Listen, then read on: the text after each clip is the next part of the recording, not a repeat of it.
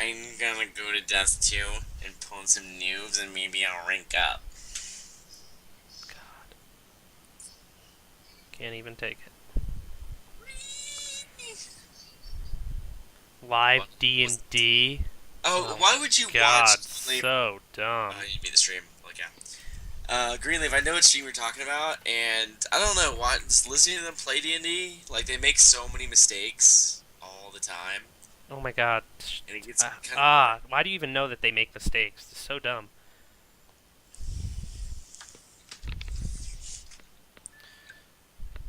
Look at this. Look at this. What? Oh, is Anyone this? knows whose this is? If you were guessing Izza's, you are correct. Oh, we're doing Iz's project. Yeah, this is the sample I did I don't for know him. if he's earned that. I don't. He's been kind of mean to you too the last Has couple he? streams. I don't think he Yeah. has. Angelic Dark Eldar. Take a look at some of these conversion things. Oh, that looks stupid. God. Like we've got like this custom fin there on the back, custom uh thing here going on, magnetized of course, cause way better that way. Let's see what else we got here. Oh, we got these Medusae conversions. They're made out of Yeah, Greenleaf. I've Tomb watched their stream Banshees or before, man. Tomb something or others from. Yeah, don't shut off yet. We're not 9 o'clock yet. Wait till 9 o'clock, and then we get all our viewers and stuff.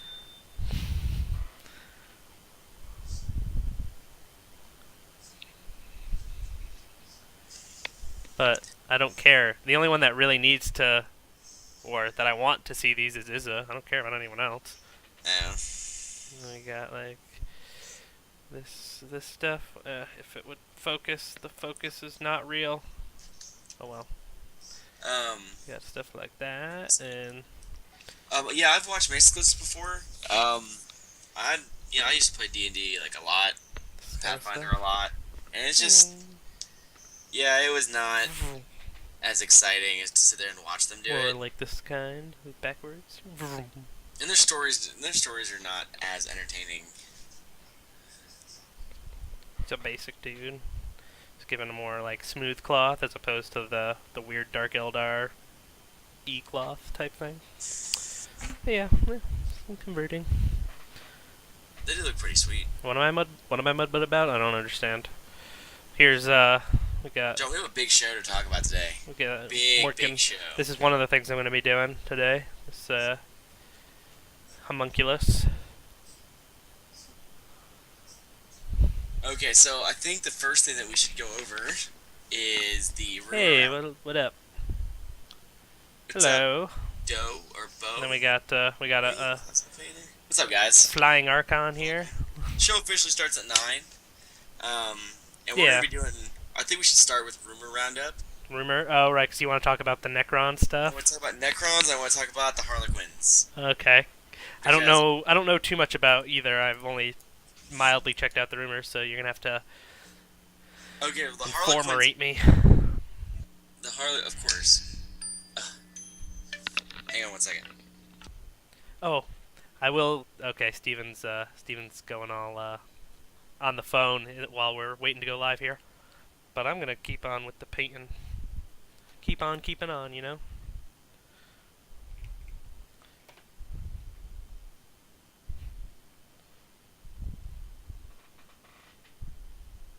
Yeah, no Tekla snapshots. Yeah, yeah. I know. I'm happy about that too. And then let's see, what else am I happy about? I saw like most of their characters are basically going standard to weapon skill with skill 5, so that's pretty cool. I don't know if they were before or if they were higher, but Okay, I'm back. it's Um, pretty good standard. so Oh, can I talk about my first War Machine League game? I played it today. all right, we can start with that. Go ahead. All right, so my first War Machine League game, it was a little Kador on Kador action. Uh, Ooh, I was playing Butcher my Butcher 3 list, and 15 points. 15 points, yeah, 15 whole points. Did you just smash him? Uh, well, I was playing against Mike, and he had Sorsha 1 with a Kodiak, some Winter Guard infantry, Oh, okay, so he had a little defense set up. Well, some Winter Guard infantry, like a min unit, some Widowmakers, and some Cossite Woodsmen. And then my list was obviously Butcher 3 with his Argai, and then a War Dog, a Devastator, Warren Midwinter, Saxon Auric, Madeline Corbeau. Am I missing anything? Ogrim Bokor. So a bunch of solos. Right. So his stuff couldn't crack any of my armor, and Butcher just, Just kind of went on top of just, him. just did it. I waited till Yeah. I could have probably done it second turn, but I gave him like a little chance because he's not much of a War Machine player. So I gave him a bit of a chance and then killed him in turn 3. Well, he learned. I mean, you learn at that point that Butcher 3 is an assassination caster. Well, I mean, I was kind of filling him in on that fact as I went, but yeah. But anyway, so not too much to talk about. Mostly just the Butcher did his thing. So yeah. Um, okay, so let's. I don't have any games, and I have a reason why I'm going to talk about it later in the show. But let's talk about the Harlequins. The first thing is I've been a big fan of the Harlequin models since like they almost those models alone almost made me want to play Dark Eldar. Um, if they get an actual codex, because I don't know if this is just like a supplement book kind of thing. But if they get an actual codex, I may pick up a 40k force of Harlequin. That is how much I love those models. Yeah, it's a shame that Harlequins aren't worth taking in the in the current thing, unless they give them like some ridiculous rules. But if it is just like a supplement book and it's like here's the Harlequin rules reiterated, so you can just play them as on their own, then they're not going to be good. No, I don't mean like a 5-page supplement. I mean like a full codex of Harlequins where they get their own stuff. I would probably go out and buy a full army of them because I love them. So there's that. I mean, I would think that they would have to get some pretty cool newer models too for that to really be a thing. I agree, but I mean it's pretty, but there's no actual. I don't know a lot of the rumors coming out. I'm kind of just gonna be surprised by them. Yeah. Happily surprised because I love them. Another rumor, by the way, also it was my birthday. For anybody who doesn't know, on Monday, yesterday. No one wish him happy birthday. Anyone who I wishes know. him happy birthday gets negative points. Yeah, if you wish me happy birthday, you get negative points. Um, well, let's talk about the Necron book because I love Necrons too. They did lose the ability for extra hits on snapshots. It has been confirmed. Yeah, that was necessary. That's The what that was. Annihilation barges have lost that special armor on them. They were AV 13 till they lost a hull point. They're now just AV 11 all the way around, which seems kind of weird because I never thought that was like the most broken thing in the world. I always thought that was pretty balanced, especially because there's so many things that do like auto glancing. So one glance takes it off. A lot of things got bumped up, like their weapon skill and the ballistic skill, which is always good. I mean, it seems like they just shifted the power of Necrons away from the vehicles. The Mind way that, Shackle Scarabs nerf. yeah, and nobody does challenges anyways nowadays. Uh, Challenges are great in certain circumstances. But from what I've garnished, is not a lot of people. A Well, lot of no, the games. what I'm saying is Necron players aren't building. Why would you build like combat Death Stars when you can just shoot? Oh yeah. Well now, like I said, I feel like they're moving away from Mechrons, and they want more of the infantry play. That's why they gave the Wraiths toughness 5. The Warriors, I think they came down in points. Either they came down or they stayed the same. Everything's coming down in points. I'm sure they'll probably come down even if it's just a little bit. So they want more infantry on the board for Necrons, apparently. The Doomsday Arc has to be stationary to fire still. I thought it was if it moved, it had like a different profile, or is that something else? Like the rumor I saw was Doomsday Arc was like if it stood still, it was 72 inch, like strength 10 AP 1 or whatever, and then if it moved, it was like 24 inch strength at AP 3. That's the rumor I saw. It could be. I don't Could know be. Hey, if good how. evening, Devlet. Yeah, hello. Um, which is actually kind of weird because I never thought of Necrons as having a ton of bodies on the board. You know, they seem like the more like elite units where they had smaller units that did more. Nah, that's But the Eldar feel.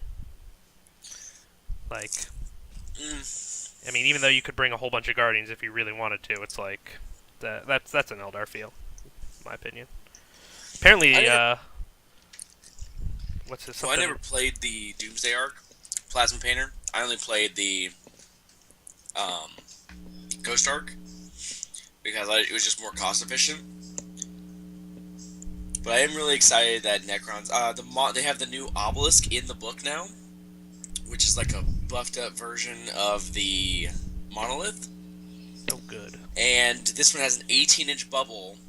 All vehicles, including flyers, have to take dangerous terrain tests, which is pretty cool. I mean, 18-inch bubble is actually a lot bigger than people think. That sounds dumb. Why is it dumb? Like dumb to play against. I mean, I'm kind of happy that they're doing anti-vehicle stuff as well. Well, I don't know. I don't know that a 1 in 6 chance is anti. I mean, I'd say you immobilize yourself, or because technically, if it's a dangerous test, then you would immobilize yourself on a roll of a 1. So Don't quote me on this, but I think in 5th edition they had to, like, if you failed a dangerous terrain test, you had to stop where you were moving and like you were immobile. why do you sound so far away? I moved my mic away. Oh, because you're eating. Why are you eating? You're not allowed to eat, Steven. Because I'm hungry. You don't know me, John. Why didn't you eat beforehand, brah? Because my fiance didn't get home in time. Why didn't you make yourself something, brah? You don't see me eating, do you? Also on the obelisk, they have Tesla spheres, which are like 4 different guns that can shoot in all 4 directions. So like the monolith gauze batteries or whatever. Yeah. Only it's also gonna Tesla. It's gonna be like 300 points to take it. So.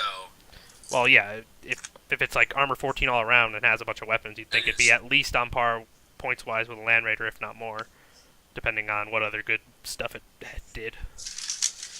I like that the rumor I saw that I like is the reanimation protocol is just like a feel no pain essentially that you get to take against anything, and like the resurrection orb is a once per game thing. I actually hate that. Yeah, I know you do because it's really stupid. No, it's not. It's like it's a really it's basically like a what's it called, a huge nerf to it. No, reanimation protocol. Well, they said that reanimation protocols can be used even on things that cause instant death. Yeah, that's what I said. But reanimation protocols, like, the cool thing about it is, well, first off, you couldn't use it. So it's actually kind of a buff, John, because you couldn't use it if the entire unit was wiped out. Right, I understand that, but basically, what it allows, or what's a nerf about it, is that if you pass it, you can get shot at still.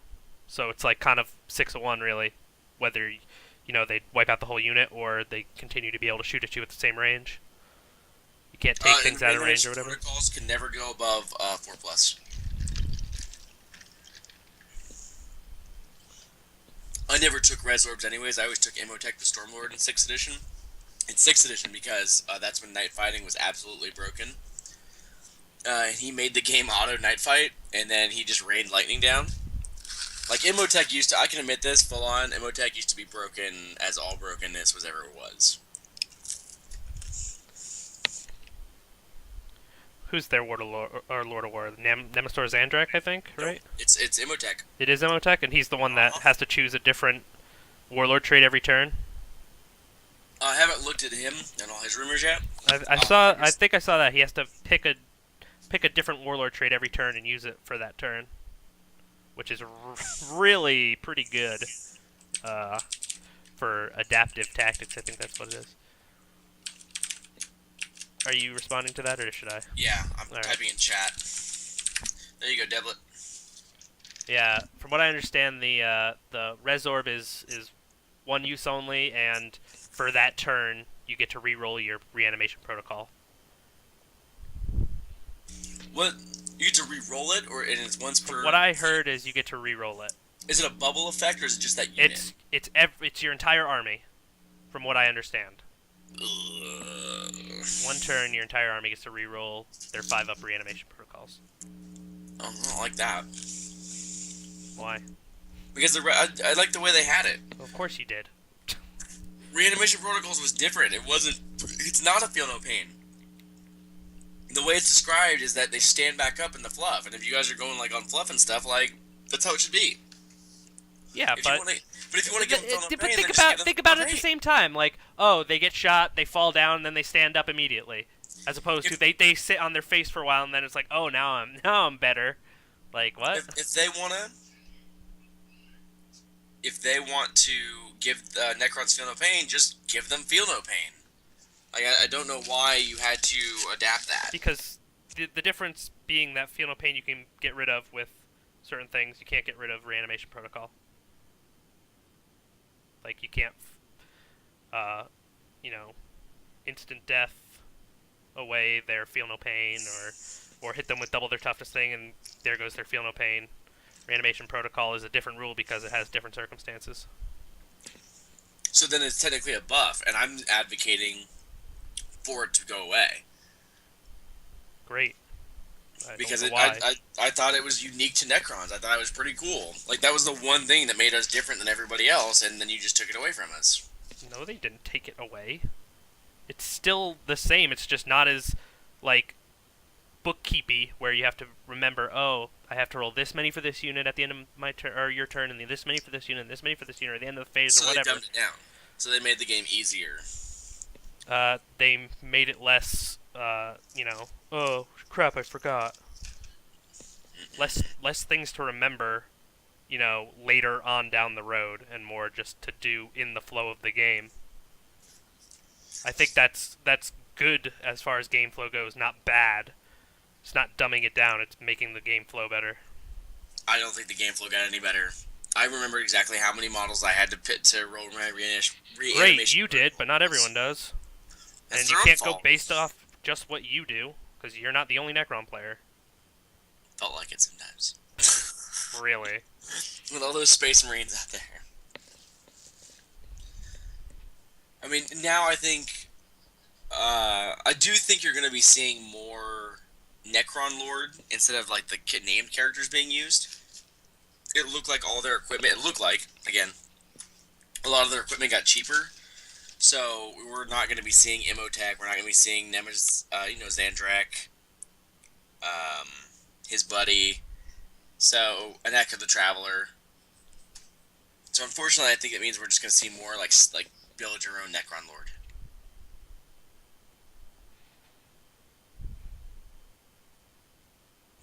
What do you think, John? Didn't pay attention at all. Gotta admit. I said that I think that we're going to see more generic Necron Lords as opposed to named characters.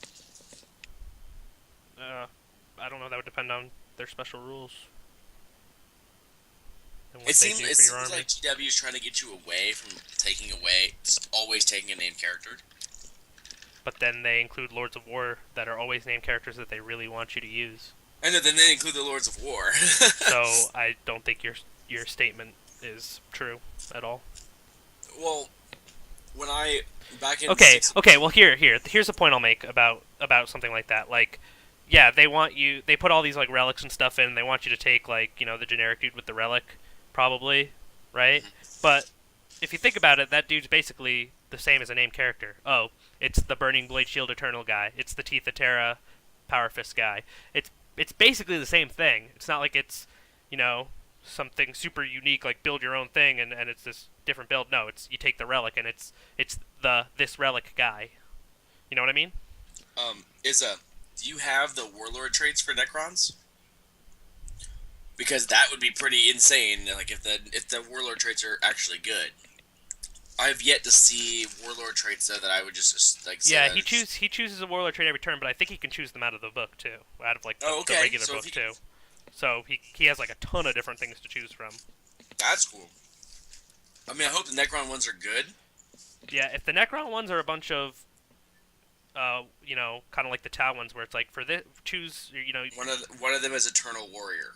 Okay, that's pretty cool. I'm guessing probably +1 strength. I don't know the Necron Psyker powers. I haven't even heard any rumors about that. I could be mistaken. If anybody Necrons has have those rumors, psychers. I'm all ears to them. Necrons have psychers. I thought they just had like their cryptex were just like special warriors. They weren't actually psychers. Well, I mean, everybody else is getting Psychers. I don't know. No, they didn't. Dark Eldar didn't get psychers. Dark Eldars do not have Psychers at all? You No, can't take them? no. That's interesting. The armies that never had psychers still don't have psychers, and like Listen, Tau how do you feel doesn't about have that? psychers. And usually what they get to compensate is like other stuff. I Obviously. think that's really cool, actually, because Necrons, he's right, they have no souls. They shouldn't be Psychers. Yeah. So like they had their janky But on war the flip gear, side- things that they created like Tesseract vaults and Mind Shackle Scarabs and stuff, but they never had, and like the Tachyon arrow and all this kind of whatever stuff, but they never had psychers. But Necrons should be immune to psychic powers as well. They have no souls. I'm sure they probably all come with adamantium will. I mean, they literally have no souls. So why do you have to have a soul to get burned by fire summoned from the warp? Because They can affect the material. Because then I why love can't- Necrons, and I think they should be broken and overpowered at all times, John. Yeah, That is clearly. why. Well, that wouldn't necessarily really matter that much because the worst psychic powers are the ones that are buffs to your own units. So it wouldn't matter. You could be immune to all the psychic powers you want, but invisibility will still be a jerk to you, right?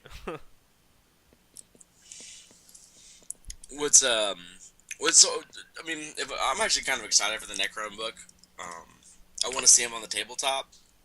I want to actually see how they are and what they're, good for and stuff. Right. But I'm gonna keep an open mind with them because I'm not sure. I'm not gonna go back to playing them ever. I've moved on from them, but I'm really excited to see them get a new book. Do you still have your army or not? No, I sold it. No, okay. Womp womp. I figured you I probably missed that did, opportunity. but figured I'd ask at the same I'm time. thinking about selling my ogres too. All those beautiful conversions and everything. I just don't play them. Like we don't have a gaming group down here for them. I mean, they look really pretty in my glass case. Well, that was reason enough to keep them.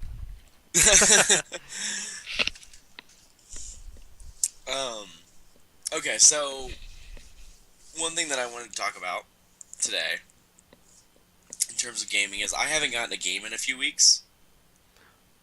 And one of the reasons why is I'm finding a lack of motivation to play. Interesting. Burnout? It's possibly a burnout, like, and I know. Are you sure you're not just mudbutt about E. Haley and Bradigus? No, I beat it. I'm actually okay with that. Yeah, see? There you go. But I do all the things, like I run a variety of casters, I run a variety of stuff, but I'm finding myself hard. I want to know from the chat, if any of you guys have any of troubles. I find that getting I lose motivation to play when new things come out or new rules changes. Like same with even like video games like League. Like I would lose motivation to play when there was a new patch and stuff. Like I just don't feel like adapting. Like literally, that would be it. Or like I would get caught up in like competitive anxiety, where like I wouldn't want to like play competitively or whatever, and that was like the only way I liked playing, but I didn't want to do it because I was like basically anxious about it. But if I really wanted to play a game, I would play it. I don't know.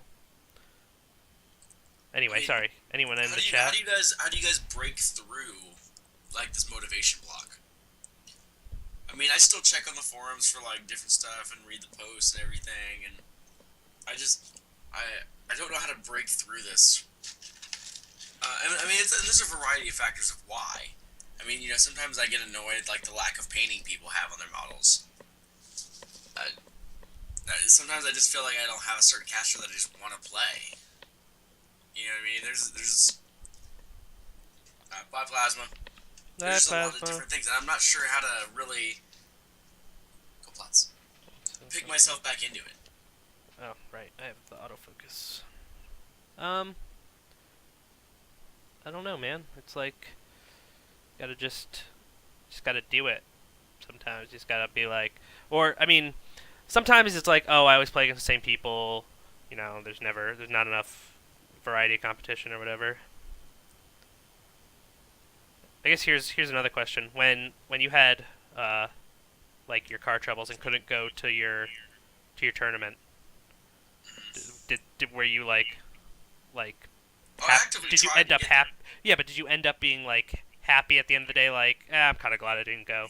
I didn't really feel like playing anyway. Kind of in the middle. If that makes sense. Like yes and no. Like, I have two like hobbies for whatever reason are always kind of like draining. Like, I I feel have drained. That's actually a good word. I feel like drained. I know this exact experience with like skiing and golf, right?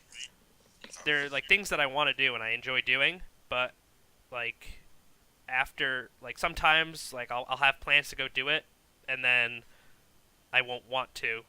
Like I won't want to do it. I'll be like, it's so much effort, to go play 18 holes or go ski for the day. But if I go and do it, I feel like I really like it afterwards. Like I was like, oh, I'm really glad I did this. It was fun.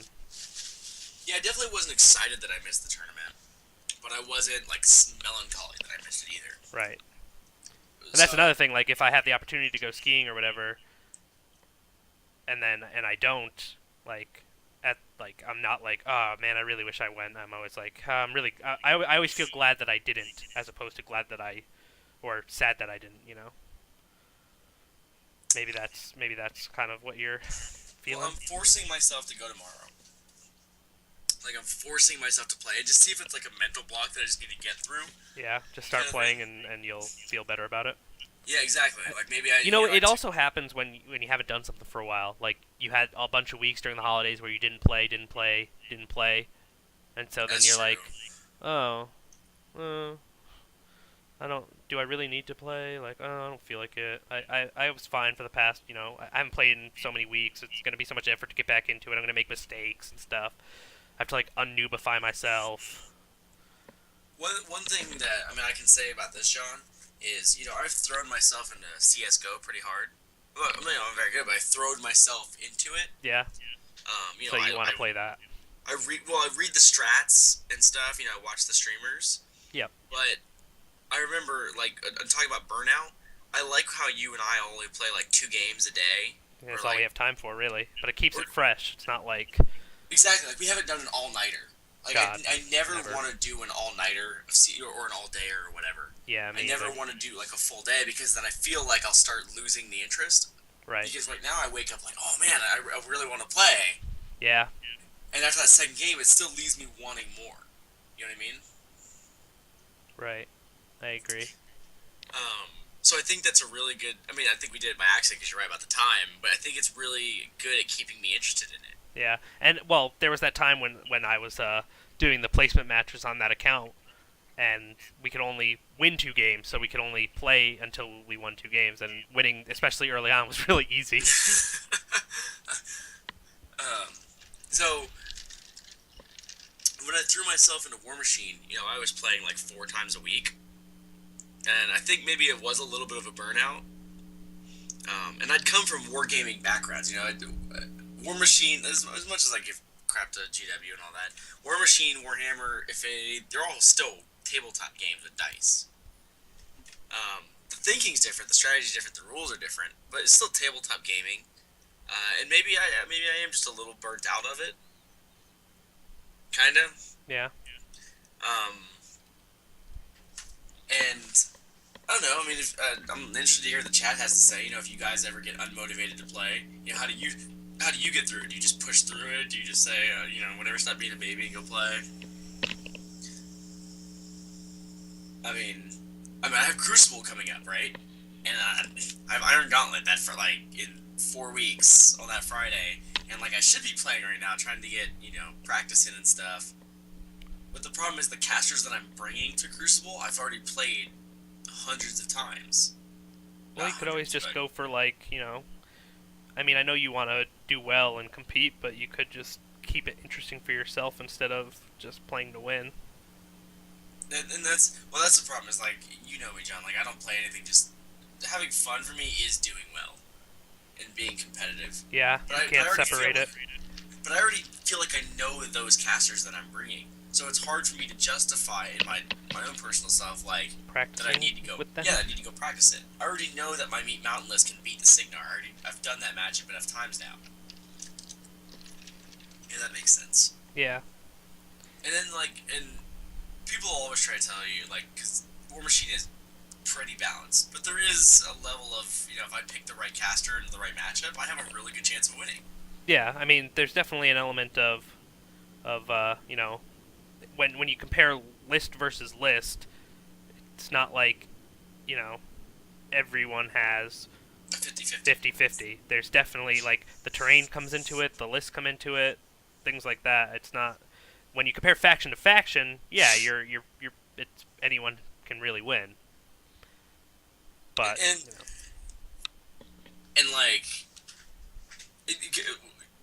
building on that point, what John said, you're right, like 50-50 in the factions. But the problem is, when I go play against, here's my mentality going into Crucible, and this is an awful mentality to have if you're a gamer. I'll do very well in the tournament because of it, or if I do well, it's because of this mentality. I've broken the game down into math machine, pretty much. Okay, so I get to bring 3 lists. And as trolls, I mean, no offense, we are one of the weaker factions. We're not top 4. Okay? So my thinking is... you're like more than 4 millimeters from the top, which is a big deal in the game of millimeters. But I know the top 3 armies played are Legion, Signar, and Krix, right? Yeah. So 2 out of my 3 lists have to counter those, which they do. I have Meat Mountain and I have P-Grim. Great. I now have a list to counter the top. Did you pick up a P-Grim, by the way? I did. Good. So now I have let's call it 35 to 40% of the list covered. Okay? Those are the lists I'm most likely to see. So if I get paired against those players, I'm going to do very well because I have counters to those. The next part of it is I only have 1 caster left now. So now my next part is trying to pick a matchup that I'm more likely to see. So instead of going by faction at that point, I go by, well, what caster probably has the best toolbox to deal with a lot of stuff? I pick Jarl. He's got Magic Bullet, he's got Quicken, he's got Tactical Supremacy, he's got a great feat that puts the game on pause. And I realized that it could probably do well against Circle, since it's divide and conquer. It can probably do well against Scorn. It may do well against Khador. It's 50-50 on that, if I can snipe out some of your solos with Magic Bullet. So that's the way I did it. I'm assuming, though, this is where it gets bad. If I meet a Menoth player, I'm pretty much taking the Menoth as an automatic loss. Because I don't have a counter to it. And I'm not bringing a counter to it. Do you have anything that does reasonably well against some of it? Not one of those 3 casters that I'm bringing. Gotcha. So what's your best option? Jarl. But that's, I would. But assuming they can play their matchups well, or know their matchups, they'll just have an advantage on me. An advantage, yeah. So they'll basically know you're going to have to drop Jarl. Pretty much.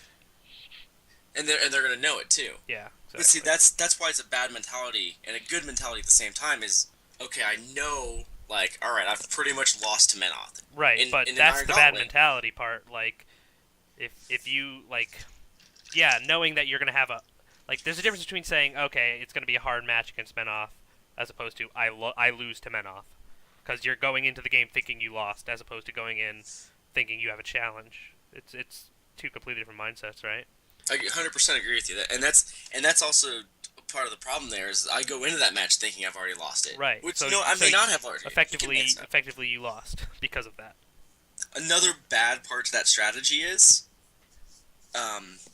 because I'm assuming it's against Menoth, And let's say it is a bad matchup. I'm not gonna waste my time practicing against Menoth. I'm gonna shore up my I'm gonna play against Signar, Legion, and Crix and Circle, and try to just guarantee wins. So if I'd rather win 100% of the games I know I'm going to than have a 75% chance of winning those and a 25% chance. I'm just taking the 25% against Menoth and moving it to my wins. Right. That's also part of it. Crap, I had another point, but I'll think about it later. What'd you do? You lost I something? had another point to that too, but I forgot Oh. it. So yeah, I'm not practicing against Menoth, which is it's really bad because you should practice against all of them, but I don't have the time to practice. I want to use the time that I have effectively. Right. Um, So you're gonna hedge your bets instead of trying to account for everything, which you really can't do anyway. oh, and since it's Iron Gauntlet, there's only 32 players in the Iron Gauntlet, and they're doing round cuts after 3 or 4. If I lose one round, my tournament's pretty much over.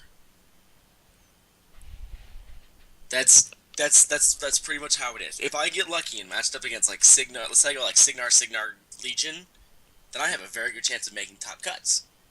But if I see Menoth's, call it Scorn back to back, that's going to be a really tough road for me, Right. especially in a divide and conquer.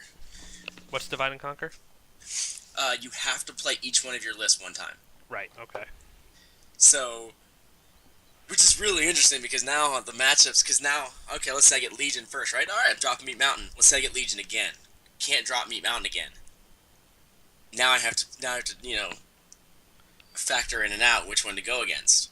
So, Right. especially in Divide and Conquer, I should practice my Jarl against Legion instead to make sure, okay, I want to drop my Jarl, back-to-back Legion.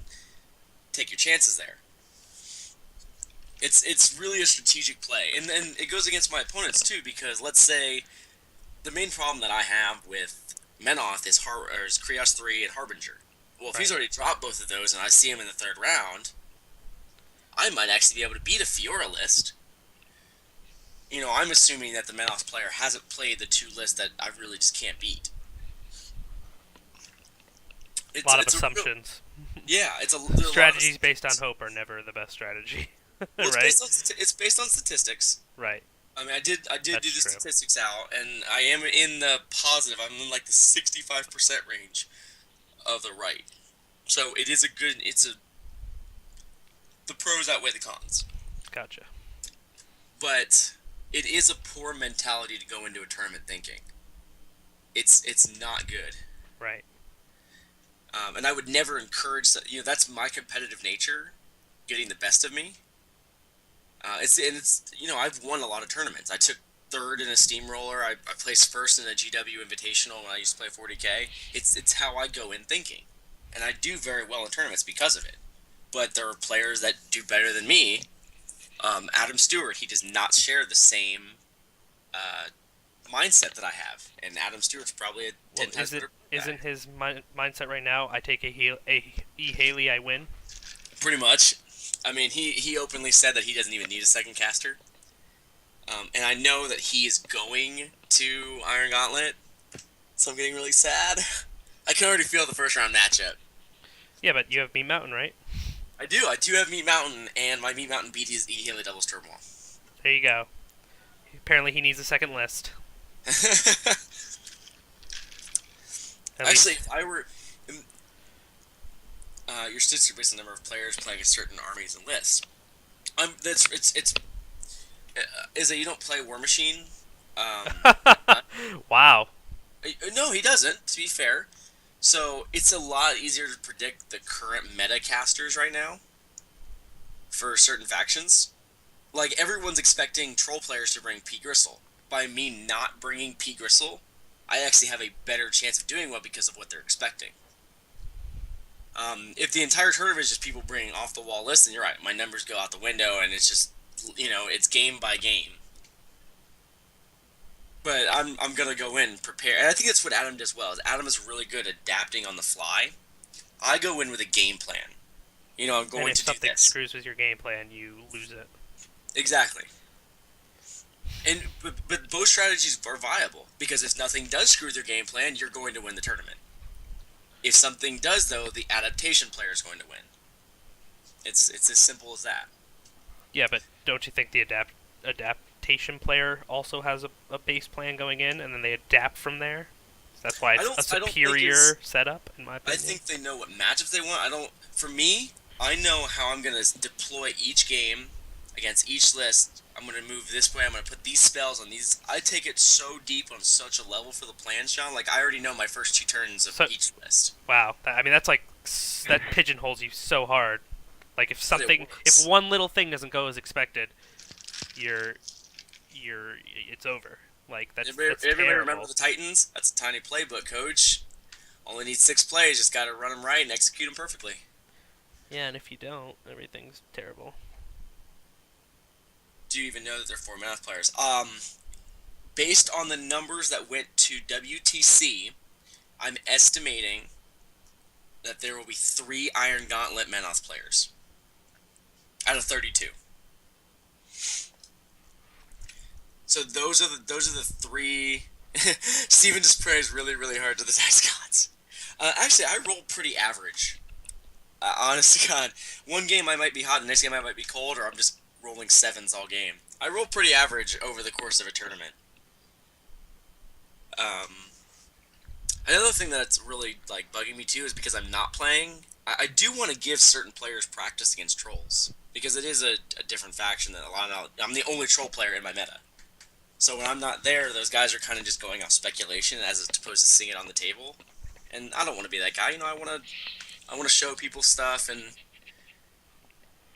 help everybody out. I'm not going to show them all my strategies and tips and tricks. But John is right though. Going back to the pigeonholing, when you play the game like that,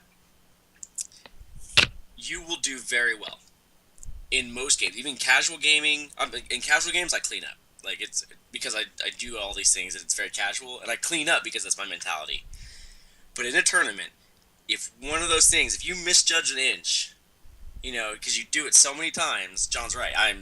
That throws off the whole game plan, and then I have to quickly on the fly try to come up with backup plans.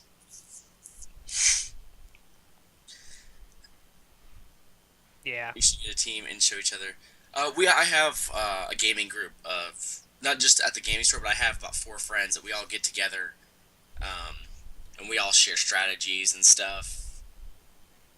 And that's how I really learned about Harbinger Yeah, and and like basically they share all the strategies. Steven shares most of it, holds out a little bit just to give himself an advantage because that's the way he is. well, you never give away 100% because still want to be a game. I give away 90% to my close friends. I don't know. And I don't just hope that things go right because in this game it is I'm not just hoping things go right because I understand that I could get bad matchups and I have a strategy for bad matchups when I go into the game. But my mentality is poor. That doesn't mean that I'm not prepared for my bad matchups. I still play the game out. I mean, if he makes a mistake, I can easily win.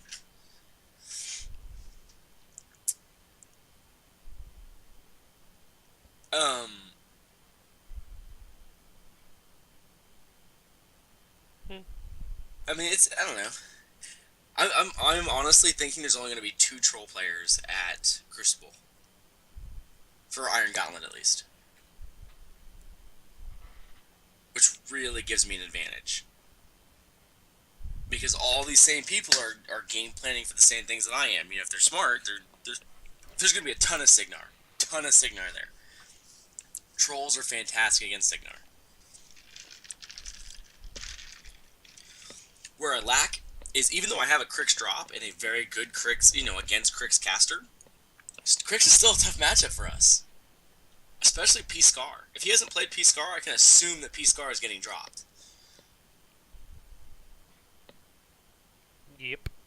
I mean, John, in Kador, what are your best and worst matchups, you think? What is the army you're happy to see on the table? What's the one you're not happy to see on the table? Um, I I don't know. I don't know that I've never even played against every army, so there's that. Actually, have I? If you're not counting mercs and minions, you probably have.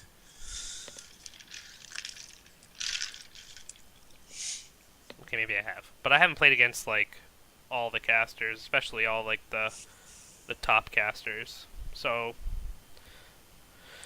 I would think, I don't know I would, I would think John Kador hates playing score why.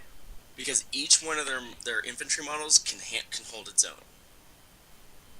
They have enough bodies on the board to bring that actually do enough stuff. I mean, I've played a lot of games against Scorn, and I haven't felt like, oh, this is so hard.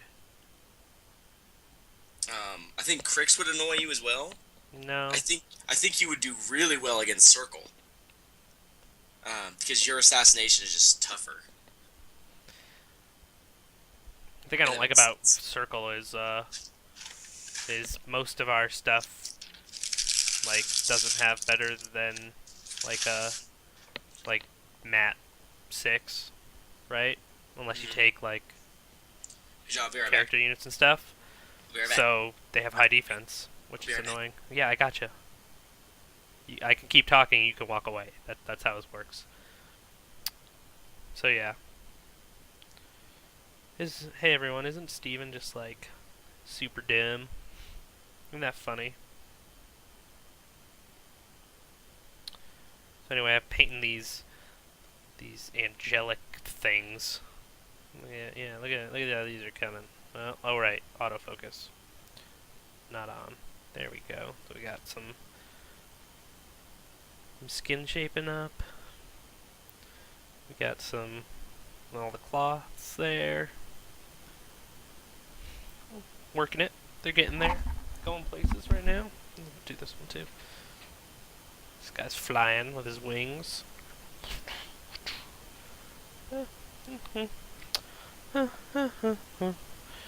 What should I do next?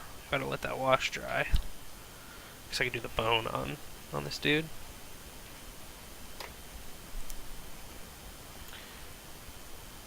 Bone on the homunculus. I get to paint sixes often enough. I mean, it's not like it's more like I don't paint a high volume of them as far as it goes. Like usually I'll have projects where there might be one or two, not like kind of like this, kind of like yours, where there's a couple sixes and then everything else is medium to low level. But yeah.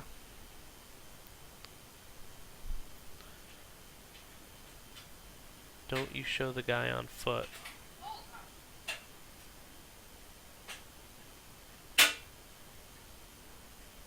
What about the guy on foot? This guy? This guy here? Oh, right. The autofocus is not working. Oh, he fell.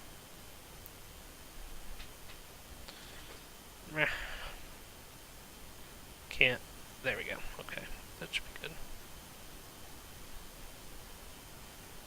That is our test model there for the basic infantry stuff.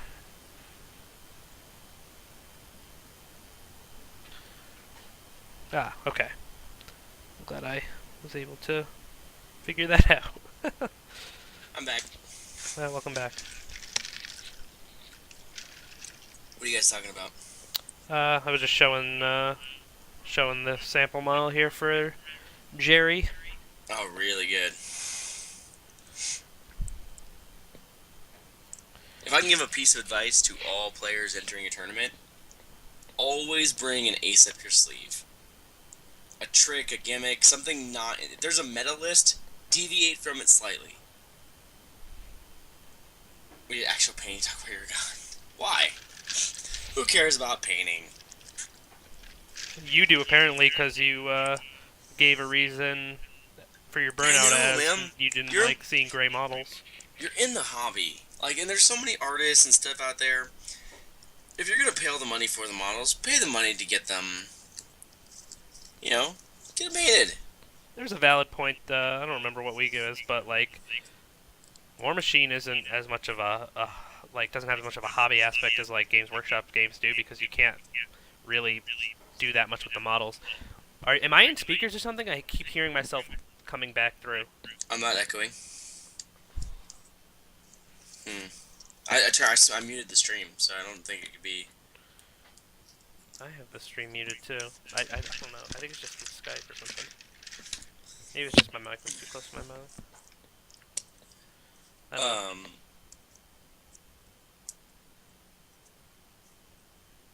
You should paint your models though. You pay all this money for it. Get them painted. You'll feel so much better, and get a carrying case too. And that I'm not saying you don't have a carrying case, but you're paying all this money for the models. Why not take care of them? Isn't tabletop gaming in a sense a hobby? Well, yeah, right. Playing the game is, but what I'm saying is like, there's a difference between just playing the game as your hobby and the hobby being, doing up all your models and converting them and putting like, hours of your time into them John, I feel beyond just painting. you know me. I don't take the fluff, seriously at all. I don't even read the backstories. Okay. My entire part of the hobby is playing the game. Right, but And that's not what the term "the hobby" refers to. The term "the hobby" refers to, painting and modeling your miniatures. The game's the game. But even I pay somebody to get my models painted. Right. So you don't actually participate in the hobby side of it. You just participate in the gaming side of it. That's what I'm saying. 100% correct on that point. But that's what I mean is people who take just 100% in the game still need to get their models painted. That's fine. I mean, if you put an that effort I think that it's reasonable to, want people to paint their models because it is part of like the whole experience. But yeah, I don't know. Unless I'm facing an army of gargoyles, and then I can play against gray models. Yeah. Like for me, an awesome-looking army is at least as important as the army composition. I 100% agree, Izza. And don't you guys like it better, like when the models are painted and going at it? Like I just get a better like imagination with it. Yeah, I mean, I'm 100% on that. Like I like to see painted models, but at the same time, I'm never gonna fault someone for not having their stuff painted. Like, Well, that's good. personally, like I'd prefer it, and I think it makes everything cooler. But I'm never gonna throw like, sly jabs in like, oh well, all my stuff's painted, and yours isn't, so that makes me better. That stuff like that. Never. Remember, you get the painted you get the painted models rolling. Yeah, that's not a thing. But anyway, yeah, quote I unquote, mean, is it painted agree on models play something? better. Holy cow, guys! I think we need to stop the stream and like take a picture of that moment where he agreed with me. See, Leet Sid knows it. Yeah, I don't like to paint them because when they die, it makes me cry. Yeah. That's true. Mulg, every time somebody targets him, does go down. I shed a little tear. I don't wanna lose my hard painted models. Like, nothing worse than you put a lot of time into this new guy, new unit, new something, and then First turn. yeah, they just die instantly, and you're like, oh. Yes, but Izzy, you still agreed that models should be painted. And I agreed too. So therefore we have agreed on something. Burn. That is an agreement. Burn. It stops at the narrative, and it's very small, but we both agree that models should be painted.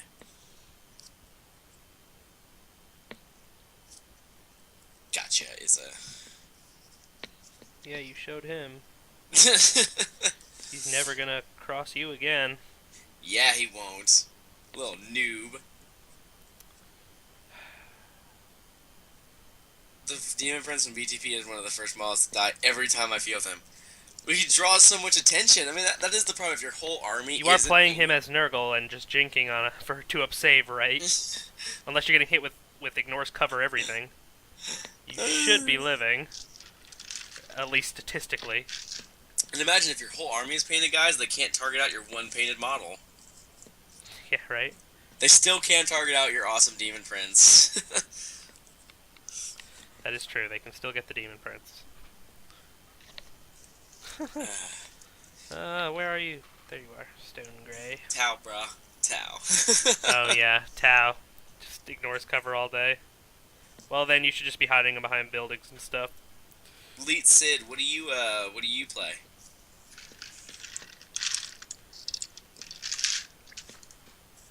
He's gonna be like this random game that none of us have ever heard of. No, that's not true. It'll probably be one of them, one of the major ones. Man, I wish Dave was here. Yeah, Dave being here would be cool, but No, because I want to give it to him now after TSM lost. he's drinking out of cups. Apparently he was giving you crap all weekend, is what he said.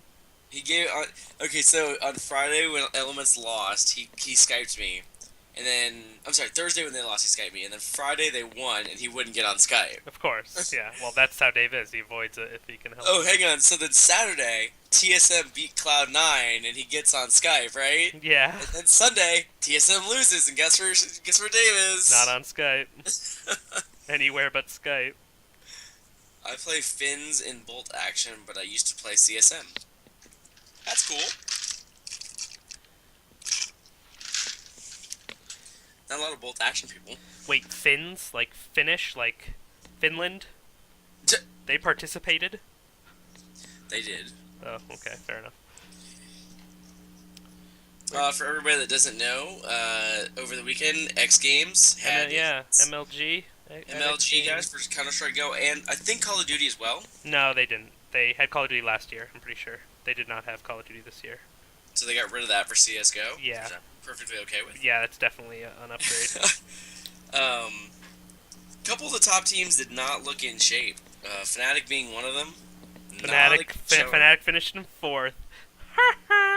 Stupid Fnatic. NIP, I mean, I feel like they barely got by. They were looking pretty strong. They looked. And then beat them. LDLC came along and was just like, you just stop. Well, LDLC's good. LDLC's a bunch of tryhards, bro. Clearly. DreamHack and X Games. I mean, I don't fault. I mean, once Fnatic lost in the semifinals, I probably wouldn't have tried very hard either.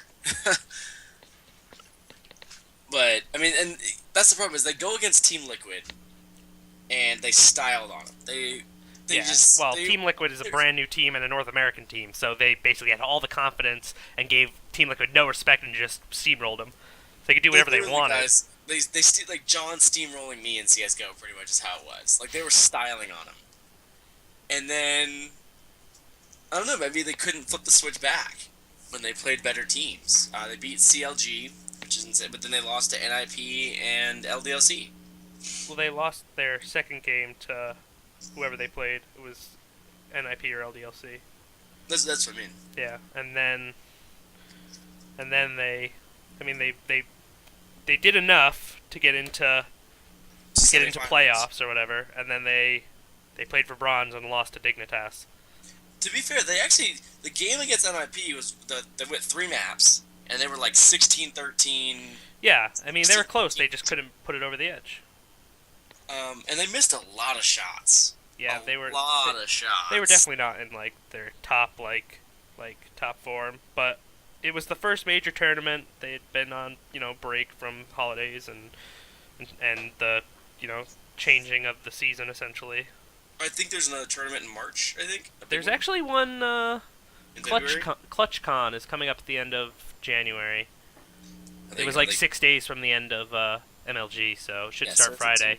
And it's in Denver, so a lot of the teams were staying like basically in Colorado and then heading to that. I'm not sure if Fnatic's going to be there. I don't know if they are one of the teams or not. But a team like Fnatic, when they lose a tournament like this, like X Games Aspen, they're going to come back with a vengeance. Probably. They will not take this loss lying down. Yeah, definitely not. They're going to be out for blood. So those other teams, like they better not. You better not come into this thinking that you're just gonna roll over Fnatic again, because they have it out for LDLC now. That's for sure. Yeah, I mean they had it out for them since DreamHack with the boost. That was not cheating. Oh,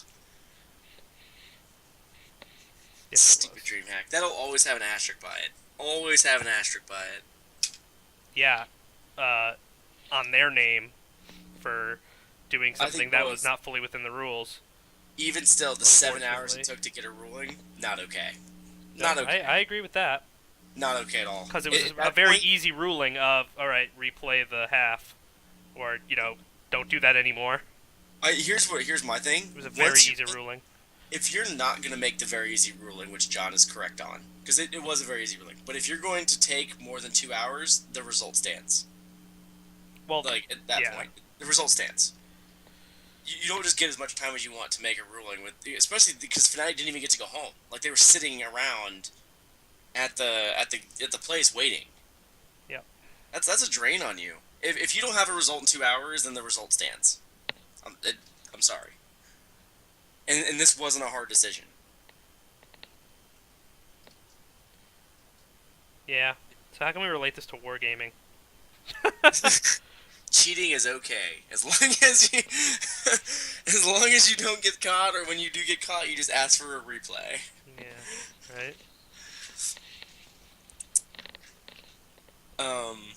That goes up to my ace of the sleeve. Fnatic had been telling people that they have an overpass strat, and nobody believed them.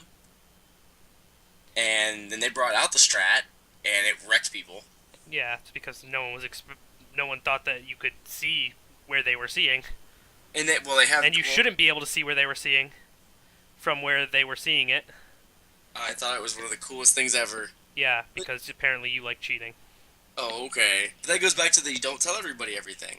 The Fnatic has scrim partners, and they tell them 90%. But that 10%, they leave it out.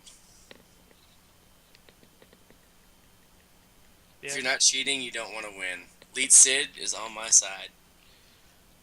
You're not cheating, you're not trying. Yeah, well, if you're cheating, you're also willing to lose or be made a loser because you get caught. Oh, here's something I want to throw out there. Sure. It goes along the lines of this. Okay, bring it on. In wargaming, play with integrity.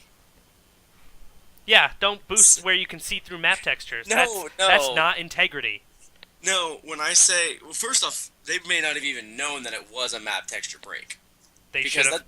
They could have easily asked an admin about it. They could have asked an admin about it. Without giving away their strategy, they could have asked an admin about it.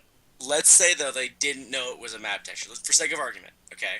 For sake of argument. What I mean by Well, play the the argument game... is, like, okay, what they would have done, right? Here's what, like, I've been on, like, not professional CS:GO teams, but a team with people where we played as 5. We look for scrims, and You have a painting question, real quick. Yeah, I'll answer it. I'll answer your question in 1 second, Jerry. I'm just gonna finish my thought here. And what we would do is we'd go into maps and we'd, look around for like, clever things, like things that, maybe not everyone had found or good places to play. And the first thing they would have done is had 2 people boost in that spot and had someone down in that lower area, like, can you see me? 2.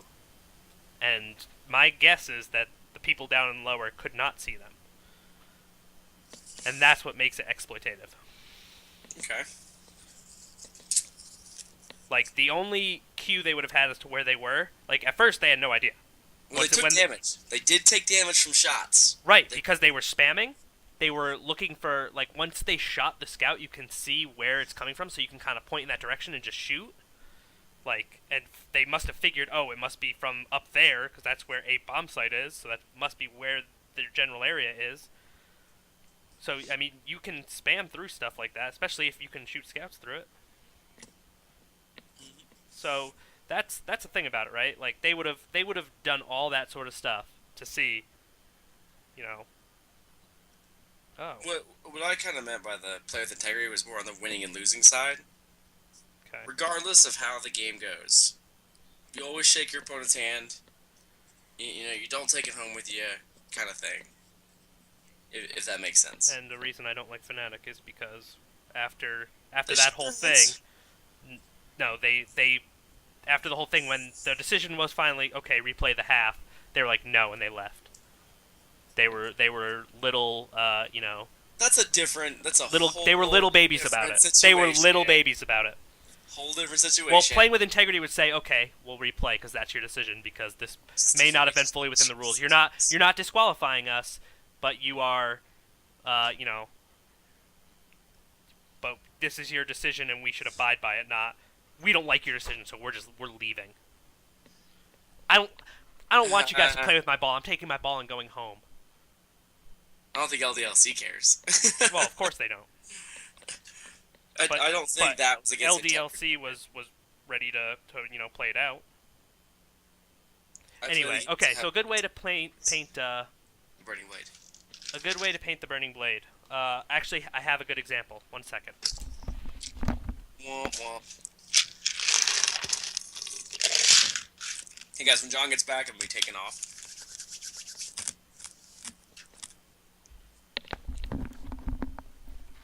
Alright, so this is how I did the Burning Blade for my... John, what? I gotta peace out. Okay, go So ahead. I'm gonna say goodbye. Yeah, take it easy, man. Bye guys, I love you guys so much. I will be here next Tuesday as well. Get some painting tips from John since I won't be here, and it's what you guys all come for. Yeah. Yeah. And that's the way the dice rolls.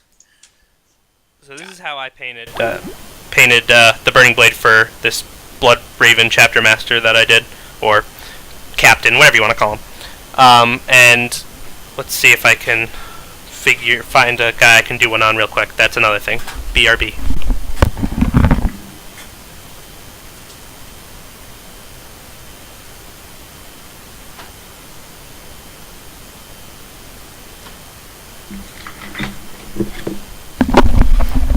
Alright, so I have this guy here. He's one of the Calgar Honor Guard guys. I'll just do it on his sword.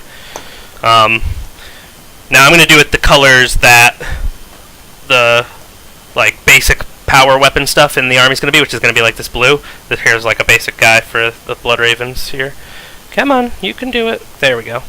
Here's a basic guy for the Blood Ravens. So it's going to be in blues, but you can do the exact same thing with the oranges and reds. Oh, sorry. How about... Oh, jeez, look at that. How about that? Is that better? That's 50%. Is it still too loud? I'm going to wait for the answer before I go on.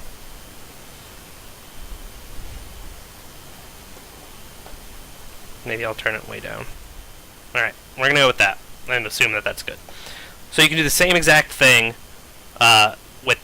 with the kind of reds and oranges as I'm going to do with this one. So starting from black, I'm going to pick three or more. In this case I'm going to pick more than three. I'm going to pick four bright colors. Okay? So I have this turquoise, electric blue, sky blue, and white. Okay. Turn it down even more. Okay.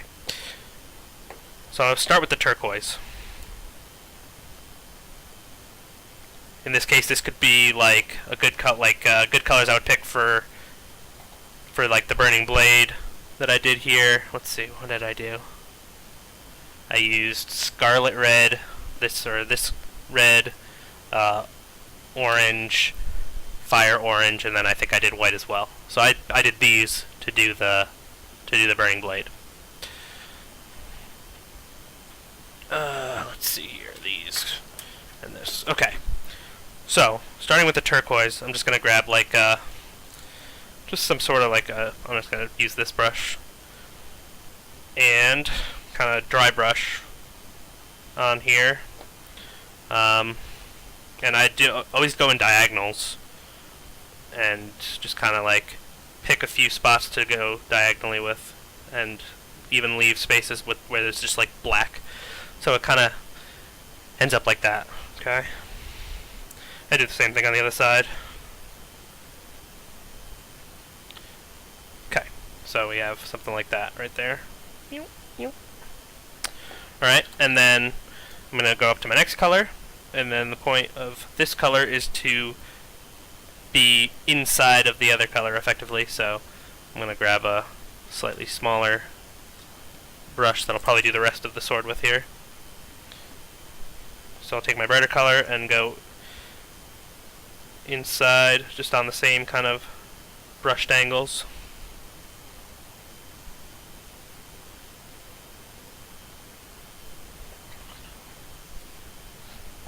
I'll just show you what it looks like there. So it just looks like that for now. Okay. And then grab my sky blue, do the exact same thing basically, just smaller, more focused.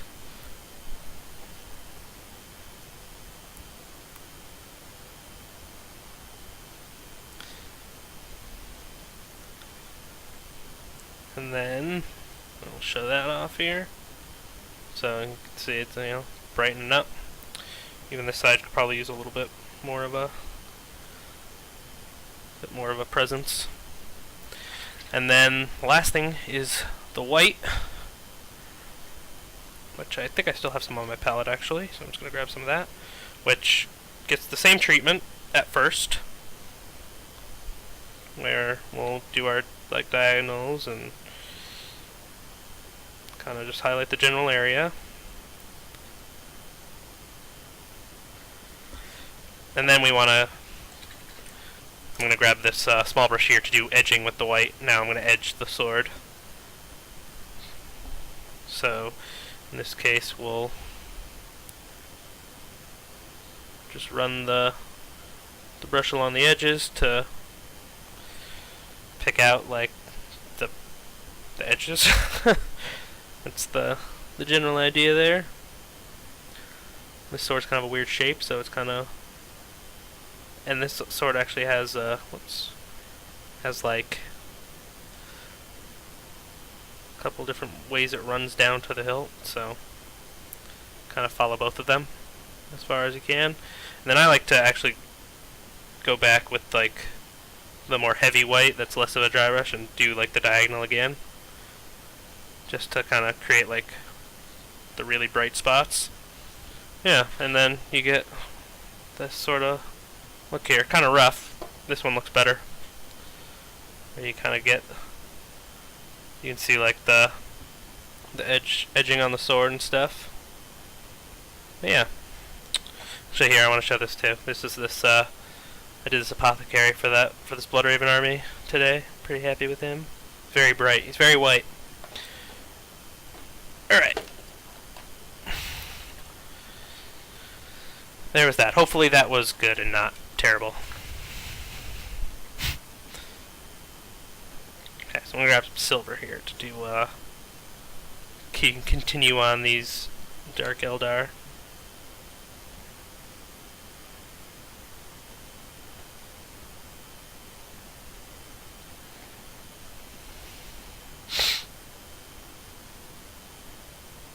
Probably do just a little bit more here before I have to take off as well. So to mimic this sort of angelic look, I'm trying to, or to do this angelic look, I'm not really copying anything. This is a pretty unique concept as far as it goes. I'm using silver to highlight the kind of brassy area of the armor too, to make it this pale, very pale, pale gold type look.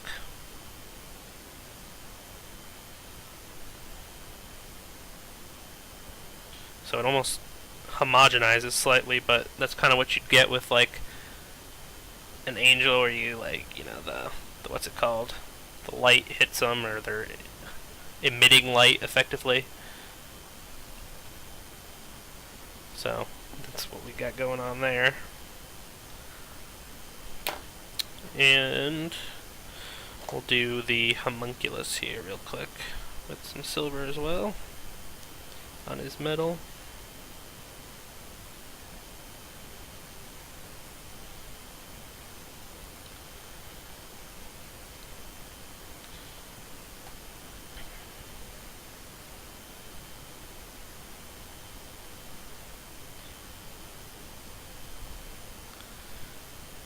I'm glad this is a big fan of the brassy silver. That's kind of what's important, right?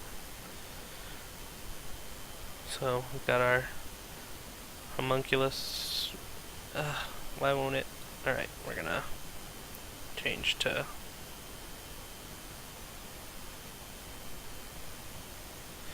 There we go.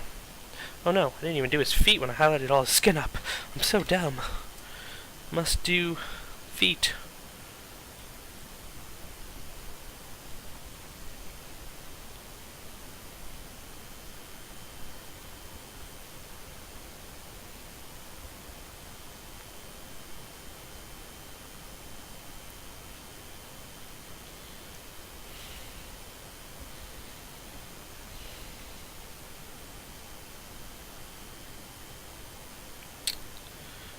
Still haven't decided what color I want to do this guy's like leg wrappings and arm wrappings. I'm almost leaning towards like a pale red or something. And his hair too. His hair's probably gonna end up being like a very almost like maybe like a platinum blonde type look, where it's like so blonde it's almost white. Does that sound good? That sound like something that would work? Maybe.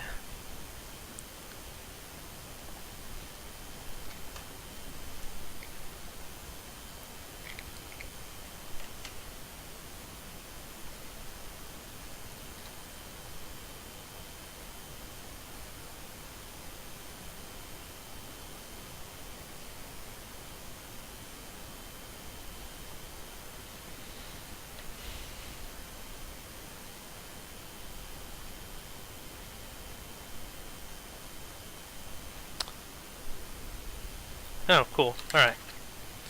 Good. And white was the last thing I did.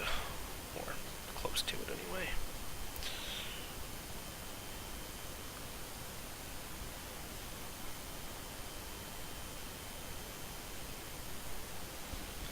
Now he's got his feet done too. Perfect. Alright. Well, I think that will be all for the day, anyway. We got some good chatting in. Stephen bailed on me. Did a cool little tutorial there.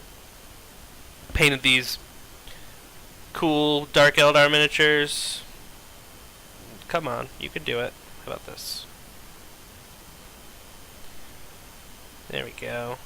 Painted these cool looking Dark Eldar miniatures. Well, not fully, but we got a good, decent way through them.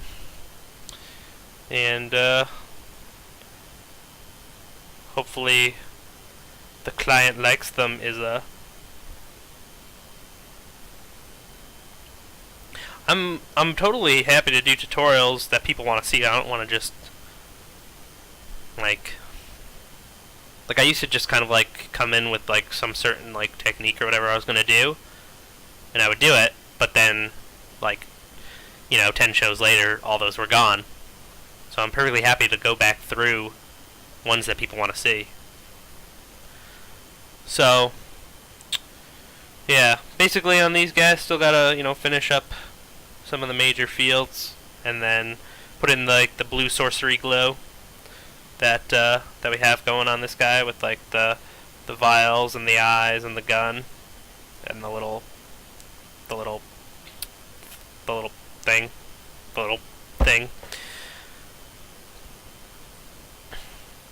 I would do non-metallic metals if I was really any good at them, but I'm really not. Yeah. I mean, I could do like paint stations. Like, here's how you paint an ultramarine. Here's how you paint a blood raven. I've got lots of blood ravens. I actually just did a couple ultramarine characters. Actually, I'll show those real quick before I go.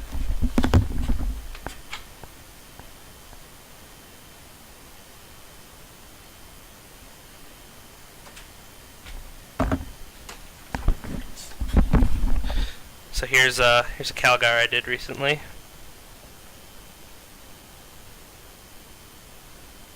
Pretty happy with how he turned out. Oh, cool. You did. And then here's Tigurius. Come on. Yeah, did that banner freehand myself.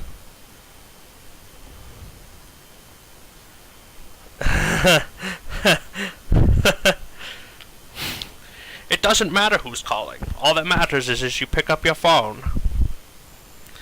Anyway, thanks for tuning in, guys. We'll catch you next week. And for anyone tuning in on YouTube, you should come join us live if you can. Leave your comments on the videos, and when one of these times I'll go through and answer some comments, or if people want to see certain techniques or whatever, leave them there. That'd be great. So thanks everyone, and we will catch you on the next one.